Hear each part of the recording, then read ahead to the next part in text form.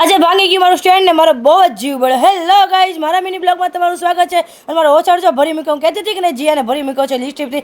અને સવાર આપણે કામ કરતા કરતા આપણે ચોળી બાપા મૂકી દીધી છે અને અડધા આપણે હાથથી કપડાં ધોવાના છે, એટલે આપણે બહાર કાઢ્યા છે ને ઓછાડને પણ ધોવાનો છે, કેમ કે એ ડાઘ હવે મશીનથી જાય એમ લાગતું નથી. અને જો વરસાદ અમારો ફાઇનલી અમદાવાદમાં આવી ગયો છે, તાળીનો ગડગડાટ કરી નાખો. વરસાદને ધ્યાનમાં રાખતા આપણે જો ગલેરીમાં જ કપડાં સૂકવા છે, કેમ કે હવે જો વરસાદ આવશે એવું લાગે છે, એટલે કપડાં આપણા સુકાવાનો થોડોક પ્રોબ્લેમ રહે. અને જો આ સ્ટેન્ડ મારું ભાંગી ગયું છે.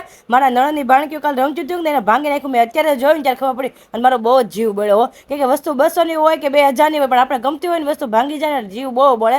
અને જો આપણે જો કામ કરતા કરતા ચોળી બાફી નાખી હતી ને, તો એને વઘાર કરી નાખશું ને રોટલી પણ બનાવી નાખશું. કામ બધું કમ્પ્લીટ થઈ ગયું છે અને મારું મૂડ થોડુંક ઓફ છે, કેમ કે મારું સ્ટેન્ડ ભાંગી ગયું છે કે નહીં. જમી કાઢીને જો આપણે જાય છે દોડમ દોડ જોબ પર, અને જો વરસાદ આવ્યો છે કે ને એટલે બધે ભીનો ખાબચિયા ભર્યા છે.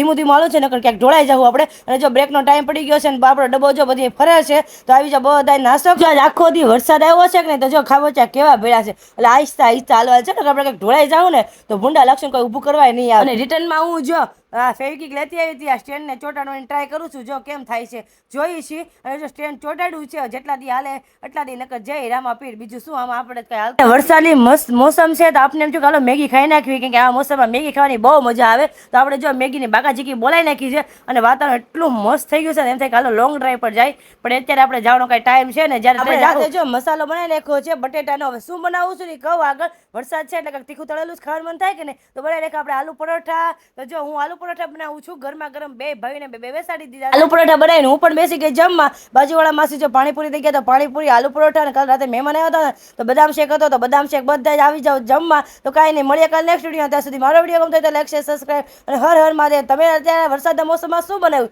કમેન્ટમાં જરા કહેતા જાજો.